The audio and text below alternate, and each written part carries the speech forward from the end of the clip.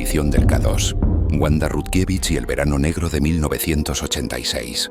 La ventisca ruge con furia en las laderas superiores del K2. A 8.300 metros de altitud, 4 diminutas siluetas se aferran a la montaña bajo la noche glacial. La carpa de emergencia tiembla con cada ráfaga de viento helado, amenazando con volar al abismo. En su interior, Wanda Rutkiewicz apenas siente los pies y las manos entumecidos. El oxígeno escasea y cada respiración es un suplicio ardiente en sus pulmones. Hace solo unas horas, Wanda se convirtió en la primera mujer en la historia en hollar la cima del K2, la temible montaña salvaje. Pero ahora, de camino al descenso, la euforia ha dado paso a la lucha desesperada por la supervivencia. 2 de sus compañeros, Lilian y Maurice Barrard, no han logrado regresar al vivac y se desvanecen en la oscuridad de la tormenta. El K2 reclama su tributo. Wanda aprieta los dientes y se repite en silencio: cuidado, nadie puede ayudarte aquí. Estás sola. Mientras la nieve azota su rostro cansado, comprende que la gloria de la cumbre lleva aparejada un alto precio en esas alturas mortales. Bienvenidos a Crónicas Insólitas. Hoy exploraremos la épica expedición de Wanda Rutkiewicz en el K2 en 1986, una historia de triunfo histórico y tragedia inmensa. La conquistadora de las alturas. Antes de adentrarnos en aquella fatídica expedición de 1986, conozcamos a nuestra protagonista y el escenario de su hazaña. Wanda Rutkiewicz fue una alpinista polaca excepcional, pionera del himalayismo femenino. Nacida en 1943, desde joven demostró una determinación férrea y un talento atlético notable. Fue la tercera mujer en escalar el Everest, logro que consiguió en 1978, y la primera persona polaca, hombre o mujer, en lograrlo. A lo largo de los años 70 y 80, Wanda se forjó un nombre entre la élite del montañismo, desafiando prejuicios en un deporte dominado por hombres y enfrentando retos extremos con valentía. Su pasión por la montaña rayaba en la obsesión. Me enamoré del alpinismo. Si estoy jugando con la muerte, aparentemente lo necesito para vivir, llegó a decir. Cada cumbre era para Wanda un paso más hacia su sueño de conquistar los 14 8000 del planeta. El K2, por su parte, es una montaña legendaria y temida. Con 8.611 metros sobre el nivel del mar, es la segunda cima más alta de la Tierra, solo por detrás del Everest, pero muchos la consideran más difícil y peligrosa. Su silueta de pirámide perfecta, sus laderas empinadas de roca, hielo y glaciares colgantes, y un clima impredecible le han valido el apodo de la montaña salvaje. Hasta mediados de los años 80, apenas un puñado de expediciones había logrado alcanzar su cumbre. El porcentaje de fracasos y muertes en el K2 era escalofriante. Aproximadamente 1 de cada 3 montañeros que lo intentaban perecían en el intento. Cada temporada de escalada en el Karakorum cobraba nuevas víctimas por avalanchas, caídas, congelación o mal de altura. Con este currículum, no es de extrañar que para 1986 ninguna mujer hubiera pisado todavía la cima del K2. Muchas lo habían soñado. Wanda Rutkiewicz se propuso hacerlo realidad. Verano de 1986, un campo base concurrido. La temporada de ascensos de 1986 al K2 sería recordada como una de las más concurridas y trágicas de la historia. Pakistán había otorgado numerosos permisos de escalada ese verano, y para junio se habían instalado unas 150 tiendas de campaña en el campo base del K2, representando a expediciones de 10 países distintos. Jamás antes se había reunido tal multitud de alpinistas bajo la sombra imponente de la pirámide de hielo y roca. Entre ellos se contaban leyendas del montañismo de distintas nacionalidades, todos atraídos por la ambición de nuevas rutas y primeras ascensiones femeninas. El ambiente en el glaciar Godwin-Austen era de camaradería pero también de competencia febril. Varios equipos planeaban rutas innovadoras, como la temida arista suroeste conocida como la Línea Mágica, aún virgen y catalogada como el último gran problema del Himalaya. Otros, más conservadores, optarían por la vía normal del espolón de los Abruzos, la ruta técnicamente más asequible pero igualmente mortal en caso de mal tiempo. Wanda Rutkiewicz llegó al campo base del K2 a comienzos de junio de 1986, lista para su tercer intento a esta montaña. Había fracasado en 1982 en un intento heroico donde llegó en muletas tras romperse una pierna. En esta ocasión se unió así a una pequeña expedición franco-polaca liderada por el matrimonio francés Lilian y Maurice Barrard. Los Barrard eran una pareja legendaria en sí misma. Les llamaban la pareja más alta del mundo, porque juntos habían coronado varios 8000. Lilian, de hecho, fue la primera mujer en la cima del Nanga Parbat, 8.126 metros, en 1984, y ambos cónyuges habían ascendido también el Gasherbrum segundos. Apasionados y experimentados, los Barrard lo apostaron todo por el K2 en el 86, invirtiendo sus ahorros en la expedición.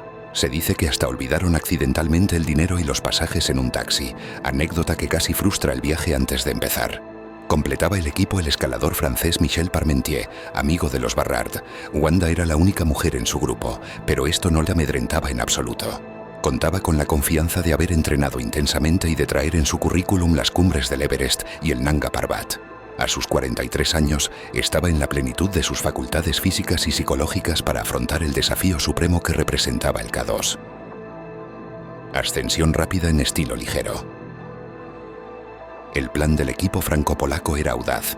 Intentarían la cumbre en estilo alpino ligero, minimizando cargas y establecimientos de campamentos intermedios. Esto significaba subir con lo justo, sin rotaciones prolongadas de aclimatación ni porteos excesivos. Sin embargo, el comienzo no fue sencillo. Recién instalada en el campo base, Wanda sufrió una fuerte fiebre y amigdalitis que la dejó postrada varios días en la tienda. Mientras sus compañeros comenzaban a escalar y a montar los primeros campamentos de altura, ella tuvo que quedarse recuperándose en la base, ansiosa por no retrasarlos demasiado. Por suerte, con unos días de reposo y antibióticos, Wanda logró reponerse. En cuanto se sintió fuerte, se apresuró a reunirse con sus compañeros en la montaña. Apenas 3 semanas después de llegar al campo base, ya estaban listos para el asalto a la cumbre. El 18 de junio de 1986 emprendieron oficialmente el ascenso final. La ruta elegida era el espolón de los Abruzzos, la vertiente sudeste del K2, famosa por hitos como la Pirámide Negra, el hombro y el temible cuello de botella bajo los seracs. Los primeros días transcurrieron con relativa normalidad. El equipo avanzó bien aclimatado y de forma sostenida. Pasaron la noche del 18 de junio en el campamento 1, unos 6.000 metros. Decidieron luego ahorrar tiempo saltándose el campamento 2. En su lugar, la segunda noche la pasaron en un bivac a 7.100 metros sobre la arista de la Pirámide Negra. Montaron las pequeñas tiendas justo allí, en una repisa, y aprovecharon para esconder equipo extra, cuerdas, tornillos en la nieve y aligerar las mochilas. Sabían que cada gramo contaba en esas altitudes. Al tercer día continuaron el ascenso en estilo rápido. También omitieron el campamento 3, habitualmente situado alrededor de los 7.350 metros, y se encaramaron aún más arriba. Bivaquearon la tercera noche a unos 7.700 metros, bajo la imponente barrera de seracs colgantes. Wanda describió el sitio como un rellano de nieve bastante nivelado justo debajo de los seracs, solo un poco peligroso. Dormir a casi 8.000 metros sin prácticamente oxígeno y sin campos preestablecidos era jugar en el límite de lo seguro. Pero hasta ese momento el clima se mantenía estable y el equipo confiaba en sus fuerzas. No llevaban oxígeno suplementario, lo cual hacía cada paso más arduo, pero era un sello de orgullo para estos alpinistas puros. Sin embargo, el ataque en estilo ligero pronto les cobró factura. Ascendiendo a esa altitud, cualquier imprevisto se magnifica. Al reemprender la marcha cerca de los 7.800 metros, se toparon con un obstáculo crítico: un puente de nieve colapsado sobre una grieta. Michel Parmentier, que iba en punta, lo había cruzado momentos antes cuando aún parecía estable, cargando la única cuerda de grupo en su mochila. Su peso probablemente desencadenó el colapso después de pasar. Cuando Wanda y los Barrard llegaron, el puente ya no existía y no tenían cuerda a mano para asegurarse. Se vieron obligados a realizar un rodeo peligroso y extenuante para bordear la grieta. Tuvieron que trepar por terreno mixto, escalando un muro de hielo de casi 3 metros de altura en la parte superior del desvío. Esa sección técnica, que normalmente sería desafiante pero factible, se convirtió en una pesadilla casi 8.000 metros de altura. Cada metro ganado consumía una energía preciosa y los minutos corrían implacables. Para cuando lograron superar aquella dificultad e incorporarse de nuevo a la ruta, estaban agotados. Ese retraso inesperado significó que no pudieran alcanzar el siguiente campamento planeado a tiempo. Ese día, exhaustos, solo llegaron alrededor de los 7.900 metros antes de decidir detenerse nuevamente. Tocaba un cuarto bivac improvisado a una altitud extrema, algo que ningún alpinista desea porque pasar más noches en la zona de la muerte, por encima de 8.000 metros, incrementa dramáticamente los riesgos de edema, congelaciones y colapso físico. Pero no había alternativa. La noche los atrapó antes de poder llegar a la zona del hombro del K2. Montaron las tiendas una vez más sobre la nieve pendiente, sabiendo que esta noche extra a esa altitud sería crítica. Otro bivac tan alto, escribió Wanda más tarde. Fue un error fatal, aunque en ese momento no lo comprendíamos. La tensión entre los miembros del equipo comenzaba a notarse. El esfuerzo prolongado, la falta de oxígeno y quizás algunas diferencias personales hicieron mella. Wanda tenía dificultades para soportar la proximidad de Michel Parmentier dentro de la minúscula tienda. El francés era fumador empedernido y su aliento y maneras ponían nerviosa a la polaca. De hecho, Wanda decidió cargar con una tienda pequeña extra para ella sola, solo para evitar dormir pegada a Michel. 3 tiendas para 4 personas puede parecer exagerado, admitió luego, pero ese peso extra en mi mochila fue el precio de mi independencia. Aunque el equipo seguía unido por la causa común, cada cual lidiaba a su manera con el estrés y el cansancio extremos. Cima histórica. La primera mujer en el K2. 23 de junio de 1986. El amanecer del cuarto día en altura trajo un cielo sorprendentemente despejado. Después de la noche más alta y dura de sus vidas, Wanda y sus compañeros despertaron en un día magnífico, soleado sin nubes y casi sin viento. Era la oportunidad que habían estado esperando. A pesar del frío penetrante de la madrugada, sabían que ese tenía que ser el día de cumbre. Wanda, algo rezagada empacando su equipo, salió la última de la tienda de vivac.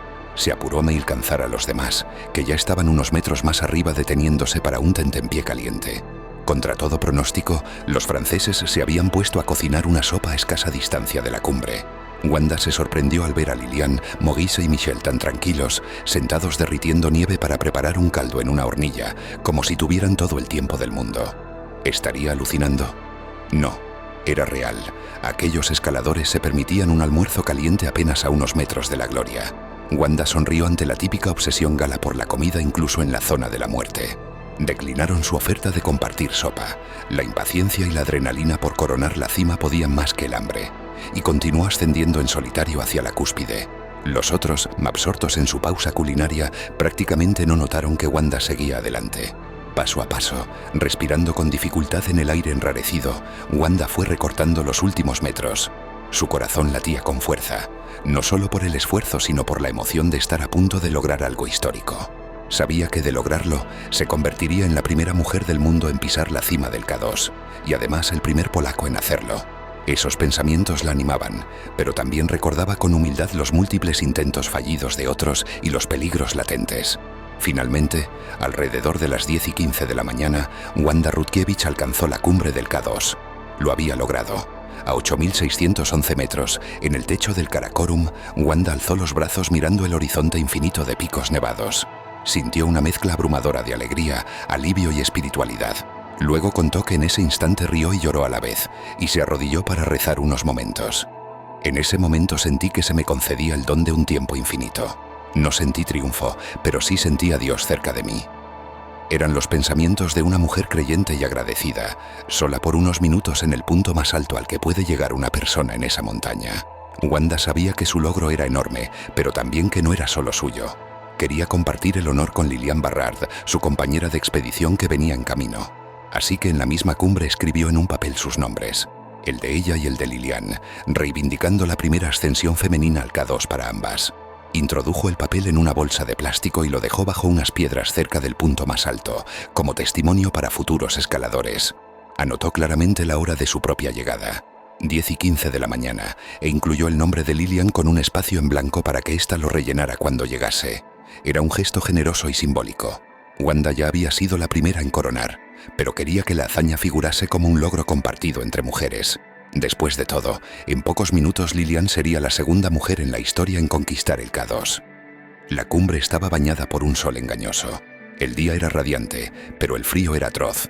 Un viento ligero elevaba ventiscas de nieve pulverizada en el aire claro. Wanda comenzó a sentir un frío penetrante en sus pies y manos al poco de estar quieta. Decidió no quedarse inmóvil. Empezó a moverse por la cumbre para entrar en calor. Mientras esperaban a sus compañeros, incluso descendió unos metros por la ladera noreste de la montaña para recoger pequeñas piedras como recuerdo. Para distraerse del entumecimiento, pensó en amigos y personas queridas a quienes regalaría esas piedras provenientes de la mítica cumbre del K2. Se le ocurrió que el Dr. Charlie Houston, el famoso alpinista estadounidense que lideró intentos al K2 en 1938 y 1953, merecía una de esas rocas más que nadie, pues siempre lamentó que no fueran sus expediciones sino los italianos quienes lograran el primer ascenso en 1954. Houston, un caballero de las montañas, sin duda apreciaría el gesto. Pasaron cerca de 45 minutos hasta que finalmente divisó siluetas acercándose. Wanda regresó al punto más alto para recibir a sus compañeros. En torno a las 11 de la mañana, Liliane y Maurice Barrard, junto con Michel Parmentier, alcanzaron también la cumbre. Se fundieron los cuatro en abrazos emocionados. Lágrimas de felicidad asomaban en esos rostros curtidos por el frío y la fatiga. Lo habían conseguido juntos. Por unos instantes, en la cima del K2 reinaba la euforia y el compañerismo. Para Wanda, además, esa fecha era especial. En Polonia, el 23 de junio es el día de Santa Wanda, su santo. Celebrarlo desde la cumbre de la segunda montaña más alta del mundo, qué mejor regalo del destino. Entre risas le comentaron aquello, señalando la coincidencia casi mística de que en su onomástica se convirtiera en la reina del K2. La montaña cobra su precio.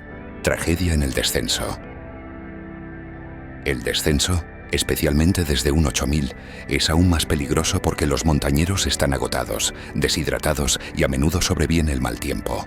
Consciente de ello, Wanda pronto indicó que debían iniciar la bajada.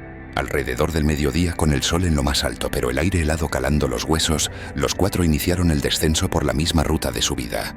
En ese momento no podían sospechar que se encaminaban hacia el capítulo más oscuro de la expedición. Wanda, que a pesar de todo parecía conservar energías, tomó la delantera junto a Michel Parmentier. Detrás, Liliane y Maurice bajaban algo más lentos, cuidando cada paso. Al llegar de nuevo a la zona del hombro, 8.300 metros, donde habían hecho el último vivac, Wanda se detuvo para esperar a los demás. Michel llegó poco después, luciendo ya signos de agotamiento extremo. Maurice, al reunirse con ellos en ese punto, jadeaba y se notaba muy débil. Propuso lo impensable: pasar otra noche allí mismo, en el hombro, sin descender más ese día. Wanda titubeó. Sabía muy bien que otra noche a 8.300 metros era una sentencia casi suicida, pero al ver en sus compañeros extenuados, accedió contra su instinto. Quizá fue la niebla del cansancio y la hipoxia la que nubló su juicio, o quizá sintió responsabilidad de no dejar solos a los Barrard. Me sorprendió, pero no me disgustó la idea. Admitiría luego. Pensé, no necesito bajar hoy. Estaba cansada, sí, pero no exhausta. No estaba preocupada, pero debía haberlo estado. No sabía bajo aquel sol radiante que la muerte nos estaba siguiendo en el descenso. Instalaron de nuevo su pequeña tienda para dos en esa repisa del hombro, sin sacos de dormir ni apenas insumos. La tarde dio paso a un atardecer hermosamente trágico. El cielo clareó en tonos anaranjados mientras el viento comenzaba a intensificarse. Dentro de la carpa, los cuatro montañeros se apretujaron para entrar en calor. Ahora sí que no les quedaba combustible para el infiernillo. No podían derretir nieve para conseguir agua. La sed y la deshidratación empeorarían su estado, pero ya no había vuelta atrás. Parmentier, inquieto, decidió salir unos metros cuesta abajo en busca de auxilio. Sabía que no eran los únicos en la montaña. A poca distancia encontró a dos escaladores españoles, María Ábrego y José Manuel, Josema Casimiro, parte de una expedición vasca, que casualmente también habían alcanzado la cima ese 23 de junio un poco más tarde que ellos. Estos españoles también estaban exhaustos y se habían quedado sin gas, al igual que los franco-polacos, pero accedieron a unirse para colaborar. Todos juntos descendieron un tramo hasta los aproximadamente 7.800 metros, donde recordaban que en un campamento inferior tenían depósitos de combustible u otros suministros. Wanda, al ver movimiento, decidió acompañar a Michel hacia abajo, mientras Maurice y Liliane descansaban un poco más arriba. Esa bajada extra en busca de combustible fue durísima para todos. Wanda logró alcanzar a Michel y a los dos vascos en dicha cota más baja, y afortunadamente consiguieron algo de gas para encender un hornillo y derretir nieve. Se repartieron agua como oro líquido, hidratándose mínimamente para no colapsar. Para entonces la tarde avanzaba y el tiempo se había tornado gris. Nubes espesas comenzaban a envolver la parte alta del K2. Con la viva amenaza de tormenta inminente, Wanda tomó una decisión: seguir descendiendo hacia el campamento base con los españoles sin esperar más. Tenía principio de congelamiento en la nariz y en los dedos, al igual que Ábrego y Casimiro. Era vital perder altura cuanto antes. Michel Parmentier, sin embargo, decidió quedarse aguardando a los Barrard un poco más. No quería abandonar a sus amigos franceses allí arriba. Gritó sus nombres hacia la niebla, pero ninguna respuesta volvió de la montaña silenciosa. Mientras Wanda Rutkiewicz y los montañeros vascos continuaban con dificultad su descenso, la meteorología empeoró bruscamente. La ventisca regresó, con rachas de viento huracanado y una nevada densa. La visibilidad se redujo a pocos metros. Era como si el K2 hubiera estado esperando cobrarse su deuda. Liliana y Maurice Barrard, que venían bajando rezagados, fueron sorprendidos por esta tormenta de altura. Se cree que en algún punto del fatídico descenso, quizá al cruzar nuevamente la travesía inclinada bajo el cuello de botella, resbalaron por la pendiente y desaparecieron. Tal vez una pequeña avalancha los barrió, o quizá la niebla les hizo perder el rumbo hacia un precipicio. Nadie lo sabe con certeza, porque nunca más se les vio con vida. La montaña los tragó sin piedad. Michel Parmentier, tras esperar todo lo que pudo en el hombro envuelto en niebla y viento, finalmente tuvo que aceptar la realidad. Sus amigos no aparecían. Comenzó entonces su propio descenso solitario en condiciones infernales. A través de la radio logró contactar con gente en el campo base e informó de la situación. Alan Borges, un alpinista británico de otra expedición que escuchaba la comunicación, trató de orientarlo remotamente. Michel le describía lo que veía, que básicamente era un vacío blanco bajo sus pies, y desde abajo intentaban guiarlo en la dirección correcta. En un momento dado, Parmentier se encontró de pie en la amplia repisa sur del K2, alrededor de los 8.000 metros, sin puntos de referencia visibles, rodeado de neblina y caos. «Solo veo un gran vacío frente a mí», transmitió con voz ahogada por el cansancio y la desesperación. La situación era crítica. Parmentier deambuló peligrosamente cerca de despeñarse. Sus palabras por radio reflejaban agotamiento y temor. Entonces ocurrió un pequeño milagro. Entre la nieve, Michel distinguió algo que no era natural, una mancha amarillenta en un bloque de hielo. Era orina humana congelada, señal inequívoca de que por allí habían acampado o pasado otros escaladores recientemente. Ese rastro significaba que estaba cerca de la ruta correcta, posiblemente la ubicación de un campamento alto anterior. Con renovada esperanza, Michel usó aquel singular indicador para orientarse y reencauzar su descenso. Tuvo mucha suerte, comentaría después Burgess al recordar la tensa espera vivida por radio. Mientras tanto, Wanda Rutkiewicz descendía por debajo de la zona de tormenta, aunque seguía peleando contra el cansancio extremo. Tras muchas horas de penoso avance, ayudándose unos a otros, Wanda y los españoles lograron llegar al campo base al día siguiente, maltrechos pero vivos. Los testigos cuentan que Wanda estaba irreconocible, pálida, demacrada, con la mirada perdida, caminando como autómata. Parecía llegada de la luna, diría alguien, al verla aparecer envuelta en harapos y nieve, completamente exhausta tras la odisea. Había salvado la vida de milagro, pero en su corazón pesaba la incertidumbre por el destino de Liliane, Maurice y Michel. Las noticias se confirmaron pronto. Michel Parmentier consiguió llegar al campo base poco después, ayudado en los tramos finales por compañeros que subieron a su encuentro. Venía con principio de congelación en manos y pies y emocionalmente abatido. Cuando Wanda lo vio llegar sin los Barrard, comprendió la tragedia. Liliane y Maurice estaban perdidos en la montaña. Los días siguientes trajeron una tenue esperanza y luego la cruda confirmación. 3 semanas más tarde, los alpinistas Kurt Dimberger y Julie Tullis, quienes iniciaban en julio su propio intento al K2, divisaron el cuerpo sin vida de Liliane Barrard al pie de la pared, a unos 3.000 metros debajo de la cumbre. Su cadáver yacía semienterrado en hielo en la base de la cara sur, testimonio mudo de su caída mortal. Del cuerpo de Maurice Barrard no hubo rastro durante muchos años. De hecho, en 1998, 12 años después, otra expedición encontró sus restos en el glaciar, confirmando su destino. La montaña había reclamado a la pareja más alta del mundo. Epílogo. Leyenda y legado de Wanda.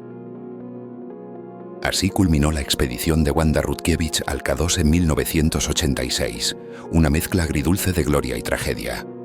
Wanda logró un hito histórico, ser la primera mujer en coronar el K2. Pero el logro estuvo teñido por la pérdida de sus amigos. Aquella temporada de 1986 pasó a la historia como el verano negro del K2. Entre junio y agosto, 27 escaladores alcanzaron la cumbre, pero 13 perdieron la vida, casi una tercera parte de todos los que lo intentaron. Nunca antes se había visto algo semejante en el Himalaya. Los fatales desenlaces que siguieron a la gesta de Wanda solo subrayaron la ferocidad de esta montaña. En julio murió el polaco Tadeusz Piotrowski tras abrir una nueva ruta difícil. También falleció el italiano Renato Casarotto en una grieta traicionera. Y en agosto una tormenta atrapó a varios expedicionarios internacionales en la cumbre, cobrando 5 vidas más, entre ellas la de la británica Julie Tullis, que se convirtió póstumamente en la tercera mujer en la cima del K2, pero murió durante el descenso. Fue un sombrío recordatorio de que en el K2 la línea entre la victoria y la tragedia es más fina que en ningún otro lugar. De hecho, surgió casi una leyenda oscura, la maldición del K2 para las mujeres. Y es que las primeras 5 mujeres que lograron la cima del K2 encontraron un destino trágico. Wanda Rutkiewicz sobrevivió a la ascensión pero falleció años después en otra montaña. Liliane Barrard murió en el K2 inmediatamente. Julie Tullis, igual. La cuarta mujer, Chantal Mauduit, escaló el K2 en 1992 y murió en 1998 en el Dhaulagiri. La quinta, Alison Hargreaves, conquistó el K2 en 1995 y pereció descendiendo ese mismo año. Parecía que aquella montaña salvaje se cobraba con creces la osadía de cualquier mujer que osara domarla. Por supuesto, no hay tal maldición real, sino la constatación de que el K2 no perdona a nadie, sea hombre o mujer, y que las pioneras de aquel entonces asumieron riesgos extremos abriendo camino para las siguientes generaciones. Wanda Rutkiewicz continuó con su vida de aventura tras 1986, aunque el peso de tantas muertes cercanas la marcó profundamente. Dedicó su ascensión del K2 a la memoria de sus compañeros caídos y siguió escalando con el objetivo de completar los 14 8000. En los años siguientes añadió a su palmarés cumbres como Shishapangma, Gasherbrum II, Gasherbrum I, Choyu y Annapurna, elevando a 8 el total de 8000 logrados en vida. Sin embargo, su sueño quedó inconcluso. En 1992, con 49 años, Wanda emprendió una expedición al Kanchenjunga, 8.586 metros, la tercera montaña más alta del mundo, buscando su noveno 8000. Allí, en las laderas del Kanchenjunga, Wanda desapareció para siempre. Fue vista por última vez el 12 de mayo de 1992, a unos 8.300 metros. Exhausta pero decidida, continuó hacia la cumbre después de que su compañero, el mexicano Carlos Carsolio, tuviera que retroceder. Wanda se internó en la zona de la muerte una vez más, sola contra la montaña, y nunca regresó. Su cuerpo jamás fue encontrado. Algunos quisieron creer que quizás se retiró a algún monasterio oculto en el Himalaya para vivir en paz, pero lo más probable es que el Kanchenjunga la reclamara en sus cumbres silenciosas. Así, murió como vivió, buscando la próxima cumbre, fiel a su pasión hasta las últimas consecuencias. La historia de Wanda Rutkiewicz es una historia de grandeza y sacrificio. Nos habla de una mujer indomable que rompió barreras en el alpinismo mundial, que se atrevió a donde nadie de su género había llegado, y que inspiró a montañistas de todo el mundo a perseguir sus propios Everests en la vida, como ella misma solía desear a su audiencia. Wanda demostró que con fuerza de voluntad, ambición y determinación, los sueños pueden cumplirse, aunque a veces sea a un alto costo. Su legado perdura en cada mujer que hoy escala montañas sintiendo a Wanda como pionera, y en cada relato épico de conquistas en las alturas. Cierra los ojos e imagina por un momento esa cumbre del K2 en 1986. Una figura femenina de 43 años, de pie sobre el punto más alto, enfrentando al viento feroz con una sonrisa cansada. Ha vencido al monstruo, pero sabe que abajo le espera el verdadero desafío. Su nombre es Wanda Rutkiewicz y su espíritu tenaz sigue vivo en las cimas más altas. Porque, como decía Wanda, no hay escapatoria a una pasión como la escalada, aunque pueda ser un camino hacia la muerte. Gracias por acompañarnos en esta emocionante y conmovedora crónica insólita. Si esta historia de heroísmo y tragedia en la montaña te ha inspirado, te invitamos a suscribirte al canal, darle like y compartir este podcast con otros amantes de la aventura. No te pierdas la próxima expedición legendaria en Crónicas Insólitas. Hasta pronto y buenas rutas, amigos.